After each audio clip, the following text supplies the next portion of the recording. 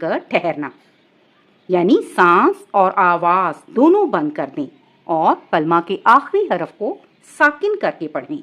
जैसे कि ये हरफ है नस्ताइनु, तो आखिरी हरकत जो पेश है इसको हम साकिन कर देंगे और रुक जाएंगे। ठीक है, नस्ताइन। ठीक है, क्योंकि आगे गोल दायरा आ रहा है।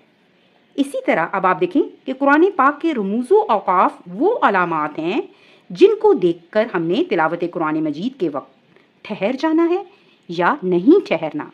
इसलिए इन तमाम अलामात और निशानात को समझना नहायत ज़रूरी है ताकि हम तिलावत कुरान मजीद पढ़ते वक्त गलतियों से बच सकें। यहाँ पर एक और लफ्ज़ इस्तेमाल होगा, इआदा। इआदा किसे कहते हैं? इआदा का मतलब होता है पीछे से लौटा कर पढ़ने को इआदा कहते हैं। इआदा कब किया जाता है इसके बारे में आगे हम आपको डिटेल से समझाएंगे।